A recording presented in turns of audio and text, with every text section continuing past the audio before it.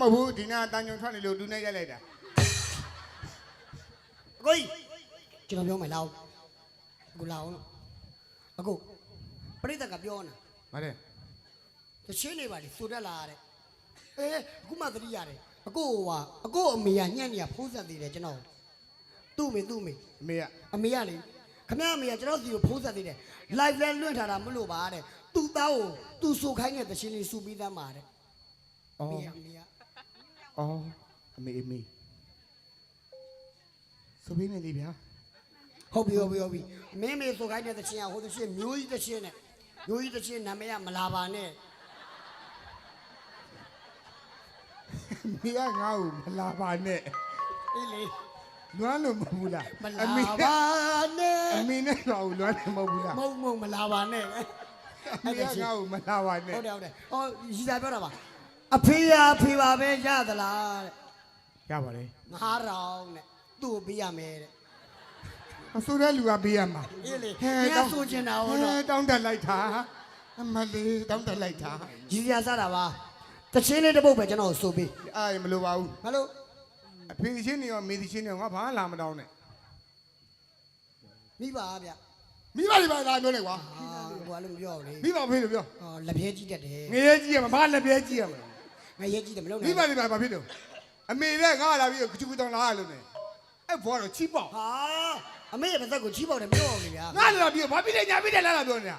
ခဲပေါင်းဆိုမိဘကြီးသူဘယ်လောက်ဆက်တာမကုန်ဘူးတဲ့မကုန်သူတို့ဆက်မနေဘူးလို့ပြောတယ်အဲ့လိုလေဟုတ်တယ်ဘယ်နည်းကုန်မှဟိဆိုစအောင်မယ်လေဘယ်လောက်ဆက်တာမကုန်ဘူးတဲ့မကုန်မဆက်ဘူးလို့ငတ်နေလို့ပြောရတယ်အဲ့လိုမပြောဘူးတခါလေးမွေးပြီးတလုံးစားခြင်းနဲ့စဉ်းစားလေ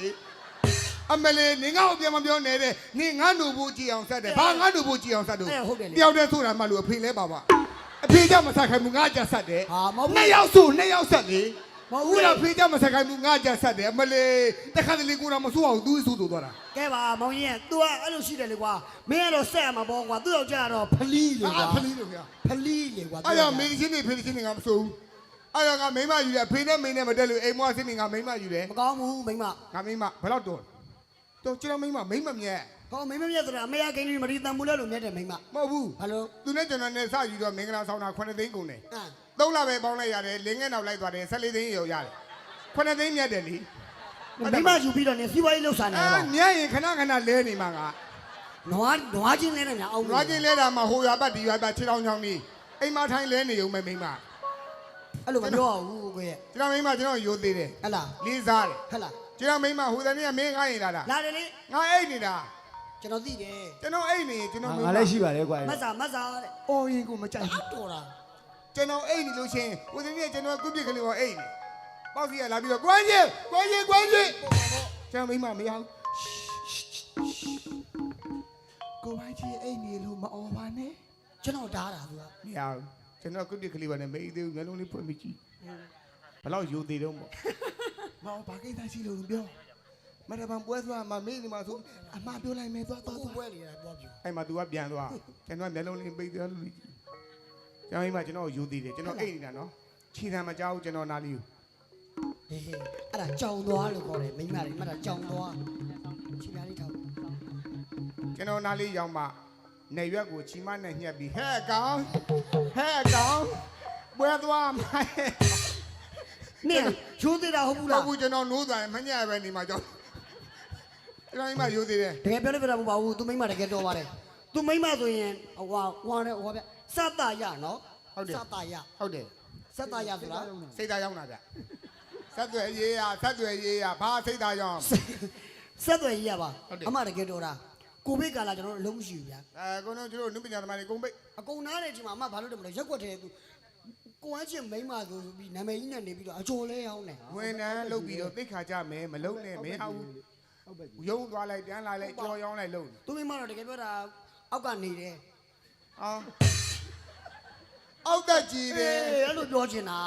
ဘယ်သူကြီးအောက်တက်ကာယကြီးခွက်ကြီးပွားနေဘယ်လိုတုံးနဲ့ပြောနေပါလို့တကယ်ပြောတာသူမိမအောက်တက်ကြည့်တယ်အချိုလေးပါလေရက်ွက်တယ်ရောင်းတယ်တကယ်ဟိုတနေ့ကကျွန်တော်အခုရင်လာသေးတယ်ဟလားဟုတ်ပါအခုမရှိဘူးကိုပြင်သွားတယ်လက်ဖုတ်ရည်သွားတောက်တာလက်ဖက်ရည်မရတဲ့ငါမရှိတဲ့ချိန်မှာရွေးလာတာပါမဟုတ်ပါဘူးကိုလေအကိုရှိတယ်မလို့ကျွန်တော်ပွဲကိစ္စလာပြောတာအဲ့ဒါအကိုမတွေ့နဲ့အမကြီးလို့အကိုရောဆိုအပြင်သွားတယ်တဲ့ အဲ့ဆိုတော့ကျွန်တော်ပြောင်းမယ်ပြလို့အမနဲ့ကျွန်တော်နှစ်ပွေထဲကျမသိတော့ဘူးလို့ပြန်မယ်လို့ခါကျမှအမမောင်လေးရနေပါဦးအဲ့လိုလန့်တာ ဒီကလေးယောက်ျားလေးဆိုတာနေမိန်းကလေးဆိုရန်ချာလို့တာ မောင်လေးနေပါဦးနဲ့ဟုတ်မှပြောလေလို့မှ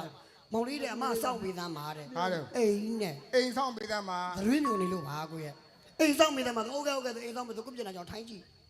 သူ့မိမမရညနေမိုးကျ6နာရီလောက်ကြီးစတီးလင်မလေးတွေကိုအကျော်လေး3ခုပြန်ထဲ့သွားပြီးတော့ဝက်ကောင်းစားလာနဲ့ထွက်သွားတာပြန်ရောက်လာတော့လက်ထဲပတ်စံ3သိန်းပါလာတယ်ဗျာပတ်စံတွေကိုရေလို့အားကြီးပဲ3သိန်းမရ အကျော်3ကျက်နဲ့3သိန်း စီဝါရတော့ပိုင်နေဗျာ တစ်ချက်သိန်းရတော့ဒီမှဝယ်ပြီဟောပါအရင်ဟာဒီတောင်းလာတာနေမှာ အရင်အားလေးတောင်းတာလေထမင်းကြီးကအောင်နာကွယ် ခွေးကြိုက်လို့ပြီးတယ်တဲ့ အဲ့ဒါထားပါကျုံးကဖုတ်နေတယ် လဲသွားတာဆိုလားပဲ အသွားတော့သပင်းသက်ရေပြန်တော့သပင်းကြီးရှုပ်ပွား ကောင်းမိုးလေးကတင်နေချက်တော့ရှုပ်တာပေါ့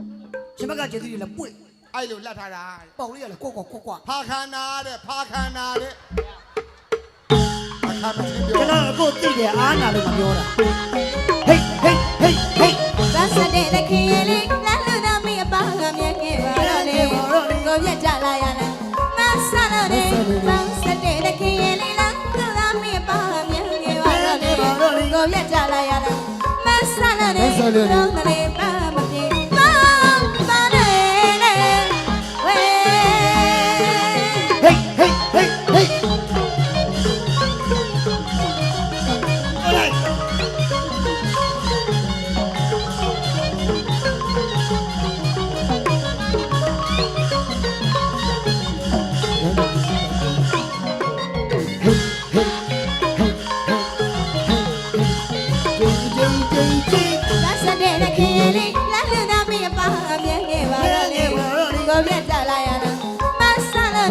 တော့စတဲ့ခင်ရလေးလားလူသားမီးပါမြဲခဲ့ပါတော့လေကိုရကြလာရလားမဆာလို့တော့လေပါမပြေပါကနေလေဝေ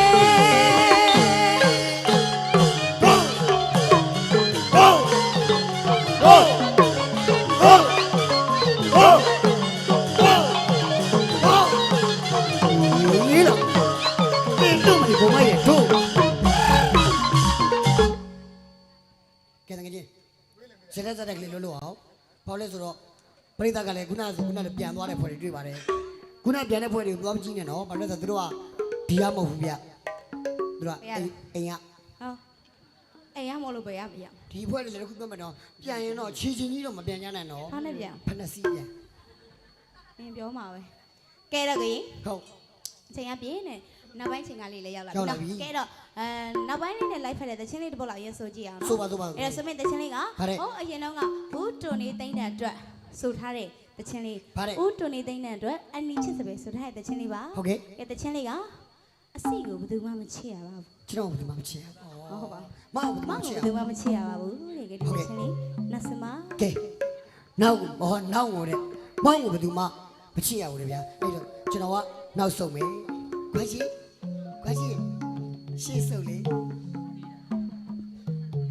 အော်နောက်ဆုံးလို့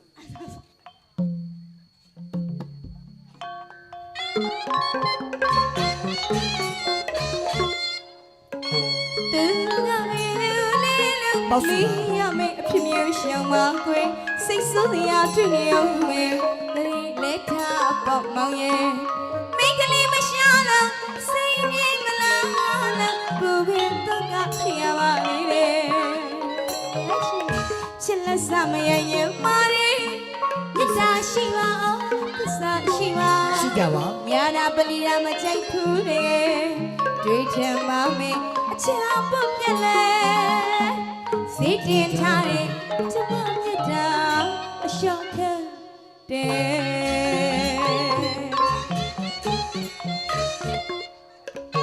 သူကဘယ်လိုလဲလို့မိရမယ်အဖြစ်မျိုးရှင်းမှာခွေစိတ်ဆိုးစရာတွေ့နေအောင်မယ်လက်ထားပေါ့မောင်ရဲ့မိကလေးမရှာလို့စိတ်နေမလားလို့ဘူဘင်းတော့ကဖြစ်ရပါလေချစ်လက်စမရရင်မာရီမြတ်တာရှိပါသစ္စာရှိပါညာရာပလီရာမချိုက်ဘူးတကယ်တွေ့ချင်ပါမယ်အချာပုတ်တယ်လေ မလေး စိတ်တင်ထားတဲ့ကျမမြတ်တာအလျှောက်ခတ်တယ်နမေချရင်မိတ်ကလေးတွေဝိုင်းနေတတ်တယ်တကယ်မျက်နှာလို့ချစ်တဲ့သူကမမေ့မောင်ရဲ့နမေချရင်မိတ်ကလေးတွေဝိုင်းနေတတ်တယ်တကယ်မျက်နှာလို့ချစ်တဲ့သူကမမေ့နဲ့မောင်ရဲ့ချစ်တဲ့မေးတီတာပြောချမယ်စင်ញံမောင်ရဲ့မောင်တော်နေရအောင်တကယ်ကလည်းမချစ်ပေမဲ့ညလုံးလေးတွေထောင်နေတောင်းနေမောင်နာမရှိနေရမယ် ရှိနေတယ်နော် ခွေးမစင်မောတယ်မလဲနိုင်ရင်ပြောက်ခွင့်လူငါမြင်အောင်စားဆွေးမယ်မောင်ကိုယ်သူမချစ်ရပါဦးခွေ ကြိတ်နေလေဝါဘုမလေး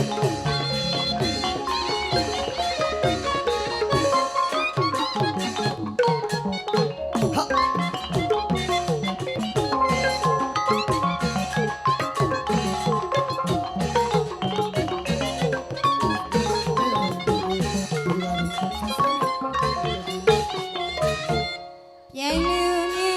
သိကြောက်တယ်လည်းရင်စိတ်ကောက်တယ်မိကလေးနဲ့ဆိုတာဒီစပါမောင်ရဲ့မယုံရင်တူလာပေါ်မယ်ဆိုရတဲ့လူများပေါ်လေကြောက်စိတ်ခဲနေတယ်တောင်မောင်ရပေါင်းနေဝဲစိတ်ငယ်မြငယ်ဗရမငယ်တွေတလုံးလောက်ရှာပေးခွင့် ရှားတော့ရှားပါဘော မဲဆိုရင်ထမင်းတို့သူချစ်ဖို့ကပြရရင်ကြီးကြီးမြောင်မြောင်ခွင့်နဲ့တိတ်ကျမသဘောထားလေးဒီတစ်ခါပြလိုက်မယ်ပြန်လူပြေလူသိကြောက်တယ်နိုင်ယူပြေလူစိတ်ကောက်တယ်မိကလေးလည်းနဲ့ဆိုတာမြင်ရင်စပါမောင်ရဲ့မယုံတယ်လည်းပေါ်မယ်ဆိုတဲ့တည်းများပေါ်လေ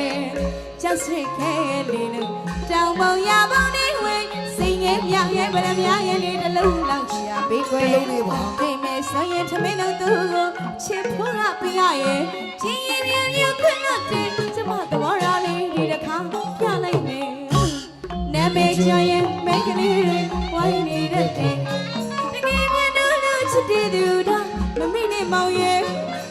နာမည်ချရင်မိတ်ကလေးတွေဝိုင်းနေတတ်တယ်တကယ်မြတ်လို့ချစ်တဲ့သူတော့မမေ့နဲ့မောင်ရဲ့အချစ်တဲ့ရှာရရဲ့ပြစ်ဖြစ်စရာမြင်မယ်မုံကလေးများဖြစ်တဲ့ချောင်းတစ်ဖက်ဆိုသလိုမြငါဝင်နေတယ်ကိုချစ်သူကိုသူများချမသူများကြိတ်မှာသူများလူမှာပင်မိကလေးမဆူဆွမ်းပါရဲ့ကွယ်အဲ့ဒါကြောင့်လေချစ်တဲ့ဆိုရင်သနာရဲ့ဆိုရင်ညနေပါရဲ့ဆိုရင်မခွေးမစင်မောတဲ့မလဲလာရဲ့ပြောကွယ်လူရအမြင်အောင်စားဆွေးမင်းမောင်ကိုသူမမချင်ရပါဘူးကွယ် သဘောကျရင်လက်ကုပ်တန်လေးနဲ့အားပေးပါဦးဗျာဟိုနာအဖွဲပိုင်သက်ကြော်ဖွဲတယ်ကွာလားအေလိုတဲ့ကဲ ကဲဟုတ်ဘူးလား ရာသီဥတုကဒါကိုချမ်းလာတယ်နော်ကျွန်တော်တို့ချမ်းပြီးတော့တိုးလာတာကျွန်တော်စိတ်တွေတိုးတာအဲ့လိုတိုးလာ ကဲပါလာပါတငယ်ကြီးရဲ့ အေးတယ်လက်အေးနဲ့ ကဲတော့ပါ လက်အေးနဲ့ လက်အေး လက်အေးအမေနောက်ကျောကန်နေနဲ့ပြုံးဒါကြဘူး ကဲတော့ ပြူရတော့ ကဲပါဘုမတချင်းလေးဘယ်လိုဆက်ရအောင်နော် ဟုတ်ကဲ့ အဲ့တော့ဆိုမဲ့တချင်းလေးကအဲ့လိုရှင်လို့မြင်ရပါတယ် အဲ့လိုရှင် အဲ့လိုနဲ့လည်းလိုက်ဖတ်တယ်အဲ့တော့နောက်ပိုင်းချိန်ခါလေးနဲ့လည်းလိုက်ဖတ်တယ်ပေါ့နော် မှန်တယ်ဗျ အဲ့တော့ဆိုရင်တဲ့တချင်းလေးကအဲ့လိုရှင်တဲ့အစိုးကြိုက်တဲ့ပရိသတ်များကြောင့်လည်းအစိုးလေးနားဆင်ပေးပါရှင်အကကြိုက်တဲ့ပရိသတ်များကြောင့်လည်းအကလေးကြည့်ပေးပါလို့ပြောချင်ဟုတ်လားအဲ့တော့အစိုးရောက်ကရောဒါနှစ်ထားနှလုံးပါတာပေါ့နော် ဟုတ်ကဲ့ ကဲအဲ့တော့ပြောချင်ရင်လည်းအဲ့လိုရှင် ဒီညတညတော့မျက်နှာသာသီးကအေးပြက်ခံနိုင်အောင်နော်ကျွန်တော်တို့ဆိုညတိုင်းအေးပြက်နေတာအခုဇက်တိုက်ပဲဗျာပြီးခဲ့တဲ့ပွဲတော့ပထိုးတော့ကလည်းဘုံမပဲနော် ဟုတ်တယ် ဘုံမပဲပြီးတော့ဟိုပြီးခဲ့တဲ့ဟိုကတော့မန္တလေးမြို့ပေါ်ကိုဖိုးကျင်ဇက်ကြီးနဲ့ကာတော့ကလည်း တနော် ဘုံမနဲ့ပဲကိုစောမင်းနဲ့ဘုံမနဲ့ပဲ ဟုတ်တယ် အဲ့ဒါပြီးရင်ဒီကနေပြန်ရင်လည်းဘုံမနဲ့တွေ့ရအောင် ဟုတ် မယ် တယ် အဲ့ဒါပြီးရင်မိတ်ရမြို့ပေါ်လည်း ဘုံမနဲ့ပဲ ဘုံမနဲ့ပဲ ဟုတ်တယ် ခဏခဏလူနဲ့ကြည့်တွေ့ရတာကြာတော့ကျုံးတယ်ကိုညာတော့ကျုံးတယ်ပြောရတာအာနာ ဒီကတော့တေချာနေတာတစ်ဖက်လည်းမေးကြည့်ပါဦး တစ်ဖက်လည်းမေးကြည့်ပါဦးနဲ့ အိုး မင်းကိုကြိတ်နေတာသူကြားပြီလားမင်းကိုကြိတ်တာကြားပြီလား ငါလည်း မင်းကြိတ်တာတော့မင်းအသက်မထွက်ဘူး ချိန်တာ စိတ်တာကိုတမတော် ဟုတ်တယ်ချိန်ကြံတော့ စိတ်ချင်နေရ ချိန်ကြံကဲတော့အဲ့လိုရှင်နဲ့နောက်ဆုံးမအောင်ရှင် ကဲအဲ့လိုရှင်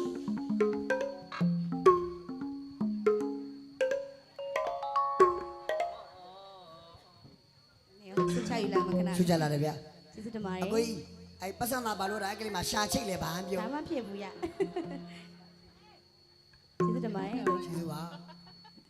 ကိုကြီးရဲ့ကိုပလင်းကိုရိုက်ခွဲတယ်လို့ဗျာ ပြထုတ်လိုက်ကိုကြီး 9000ဆိုတစ်လုံးဘူးနော်ကိုကြီးစဉ်းစားအောင်နော် ကျေးဇူးတင်ပါတယ် ကိုခမရမတော့ရဲ့မတော့ရဲ့ ဩ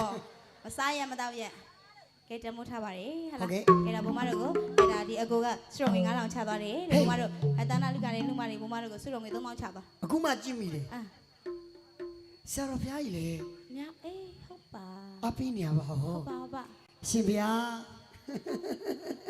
ဝတ္ထုငွေလေးမြော်ပါတယ်ဖေဟာ အော်ဘုန်းကြီးစီ ဒိန်ဖြစ်သွားဒိန်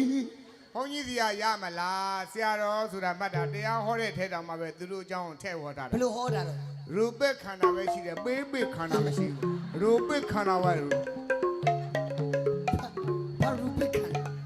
ကဲတော့အေးတောင်းဆိုတာရဲ့တစ်ချက်တောင်းဆိုတာဟုတ်ပါဘူး ဟုတ်ကဲ့ ကဲဘုမတို့ကိုဆွချသွားတာတဲ့ခုနကကအကိုက9000ဘုမတို့ဆိုလေအ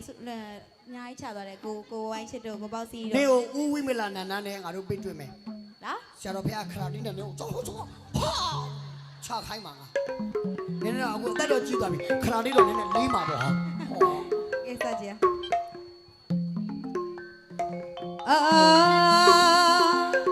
စာအာယနေ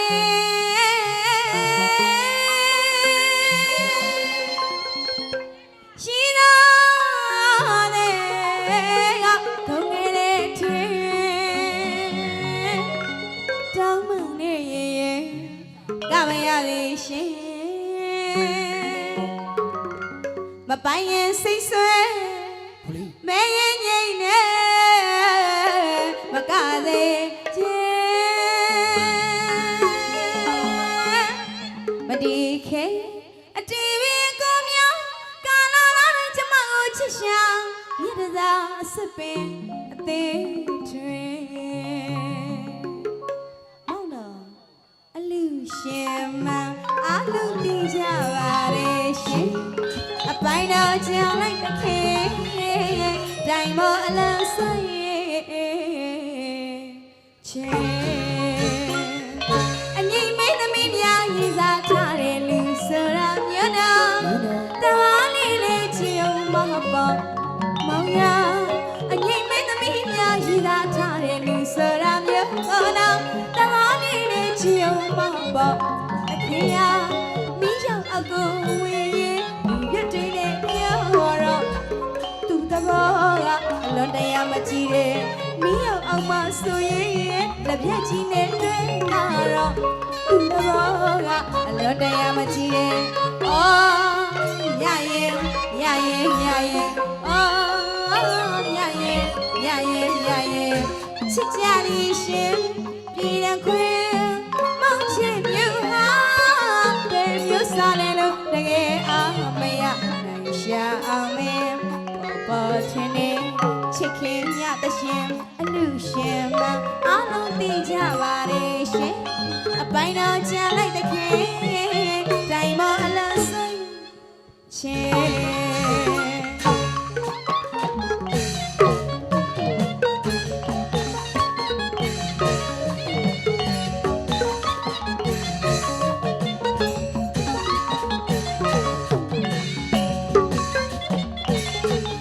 ရှင်နဲ့ကိုဝိုင်းရှင် ဟုတ်ပါဟုတ်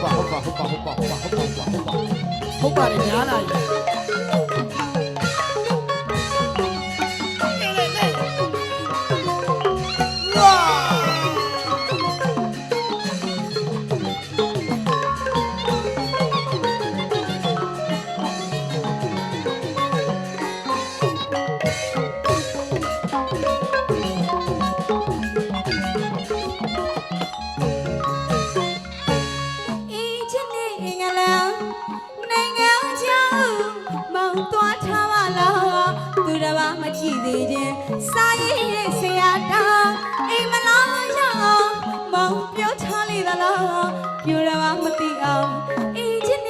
လုံးနိုင်ငံနိုင်ငံညာမောင်းသွားချပါလားသူတော်ဘာမကြည့်နေရင်စာရေးတဲ့ဆရာတော်အိမ်မလာရအောင်မောင်းပြောထားလိမ့်သလားပြောတော်ဘာမသိအောင်ဝါဒနာကိုမကြားနေတော့ရှင်ဒီလိုနေတာအများကလည်းတနာရတယ်အများရဲ့ကျမကရင်တိခဏကိုကလေးမြရဲ့အော်မြရဲ့ချစ်ကြလေးရှင်ပြေရခွဲမောင်ချင်ယူဟာဘယ်မျိုးစားလဲလို့လေအောင်မရရှာအောင်မင်းဘောချင်းနေချစ်ခင်ရတဲ့ရှင်အလူရှင်ကအလုံးသိကြပါရဲ့ရှင်အပိုင်းတော့ချလိုက်တဲ့ခဲတိုင်းမောအလန်းဆိုင်ချင်းနိုင်ငံကျော်ပါရှင်ညင်စံပေါ်ရမလေးနိုင်ငံကျော်ပါရှင်နာတော်ရှိတဲ့ဆရာတင်ပေါ့နိုင်ငံကျော်ပါရှင်ညင်စံပေါ်ရမလေးနိုင်ငံကျော်ပါရှင်နာတော်ရှိတဲ့သူကတော့တစ်ခုထင်းရင်သူကတော့တစ်ခုထင်းရင်အလူရှင်မအလုံးသိကြပါရဲ့ရှင်စားစီအလုံးဖွင့်နာမည်အလုံး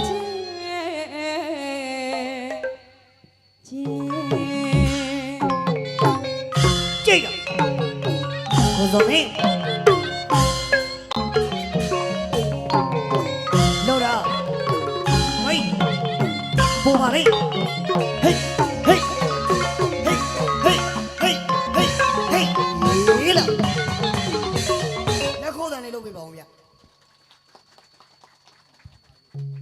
ကျေးဇူးတင်ပါတယ်ဒါကနားတော်ရှင်ဆရာတင်ရဲ့တချင်းနေပါဗျလီဘာတီမေတော်မြတ်ရင်တို့ဆိုင်းစာပြတဲ့အပါဥဖုဥစိန်ပေတာတို့ခစ်ကနားတော်ရှင်ဆရာတင်သာရဆရာတင် YMBA ဆရာတင်နဲ့ဆရာကြီးဥသက်တင်ရဲ့လို့တင်လေးတွေရှိတယ်အဲ့ဒီတင်လေးတွေကရေးတဲ့တချင်းတိုင်းကသူတို့နာမည်လေးတွေပါပြီးတော့အလွန်မှလည်းနားထောင်လို့ကောင်းတယ်ပြီးတော့ကျတော့အငိမ့်ငန်းနဲ့လည်းလိုက်တယ်ဆိုင်းနဲ့လည်းသာဇာတာညီတဲ့တချင်းတွေပဲအဲ့ဆရာကြီးလေးကရေးခဲ့ပါတယ်ဗျကဲအဲ့တော့ဘယ်နည်းပုံမှကဲအကိုကြီး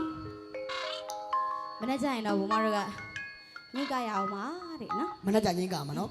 ကဲမနေ့ဘယ်ချိန်ကမှာလဲဆိုတော့မနေ့9နာရီထကပါမယ်9နာရီကမှာကျွန်တော်တို့9နာရီကိုမှသိမ့်ပါဗျအော်မနေ့ကျရင်ဘုမတို့အဲ့စုံတဲ့အချိန်ပေါ့နော်9နာရီဟုတ်ကဲ့ကျွန်တော်တို့မနေ့ကျရင်လည်း9နာရီခွဲလောက်ပေါ့နော်ကဲမနေ့ကျရင်လည်းဘုမတို့အရင်ကပြီးပါသေးတယ်အဲ့တော့ဒီညကင်းမှာဒါအေးလို့ပြန်သွားကြတဲ့ပရိသတ်တီကောပေါ့နော်ကဲတော့မကြည့်လိုက်ရတဲ့ပရိသတ်တီအားလုံးကပဲမနေ့ကျရင်ဘုမတို့အငိတ်ကောင်မှာပြပါတယ်လို့တရင်ကောင်းလေးပါအပ်ပါတယ်တရားပွဲမစခင်ပေါ့ဆရာတော်တရားပွဲမစခင်မှာကျွန်တော်တို့ကအငိတ်လူစုရင်းနဲ့တရားနာဖို့ဖိတ်ခေါ်ရင်တခါတည်းကမှာနော်ဆရာတော်ဗျရွှေမြိုင်ဆရာတော်တရားဟောမှာပါကဲအဲ့တော့ကျေးဇူးများတင်ပါတယ်ဟုတ်ကဲ့အဲ့တော့ဟုတ်တယ်ကဲဆိုင်ကလည်းနောက်ပိုင်းတရားမှဖြစ်ပါတယ်ဟုတ်ပါတယ်ပြီးတော့ဘုမတွေရဲ့အငိမ့်ကလေးအားလုံးဒီများနဲ့ပဲချင်းလေးနဲ့သိပေးပါကဲနောက်နေ့များမှာတော့ဟောဒီတာစီပေါ့နော်ငယ်ပြစ်တာစီရှိပြီးတော့မှာအဲ့လိုတန်းနေရှိဘုမတို့တစ်ခါလောက်တော့အရောက်လာပါရစေလို့ဆုတောင်းရင်းနဲ့နှလုံးသားကိုလှဆင်ကြရအောင်ရှင်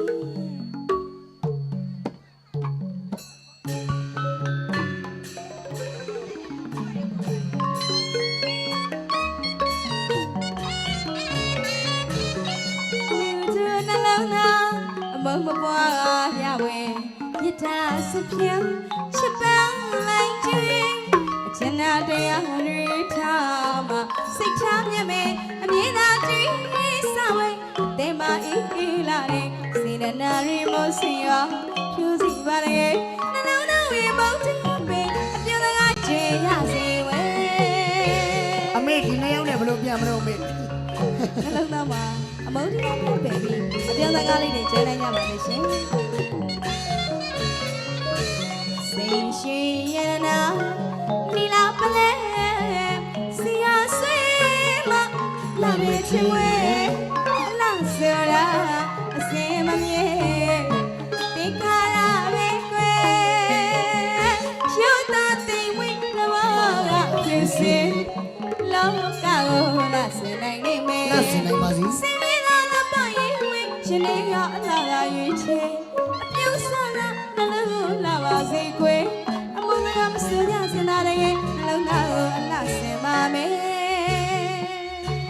နာတော်သူကြီးရောအတွင်းမှာရှိကြတော့စိုင်းရှင်သူစိုင်းဝါဒနာရှင်ပေါင်းတို့ဗျာမကြခင်ချိန်တွင်းမှာမန္တလေးကိုစော်မင်းနောက်ပိုင်းပြန်တီးမှာဖြစ်တဲ့ဖြစ်စိုင်းတကယ်မြတ်နိုးတကယ်ချစ်ပြီးနားစင်မဲ့ပြိတ္တပေါင်းမနက်ထဲသို့ကြွရုပ်ပေးပါရန်လေးသားစွာဖြင့်ပန်ကြားရင်းနဲ့နောက်ရင်မျောရအောင်မန္တလေးကိုစော်မင်းညီကိုများကအောင်စီတော်နဲ့ဘုံမအငြိမ်ကနားမယ်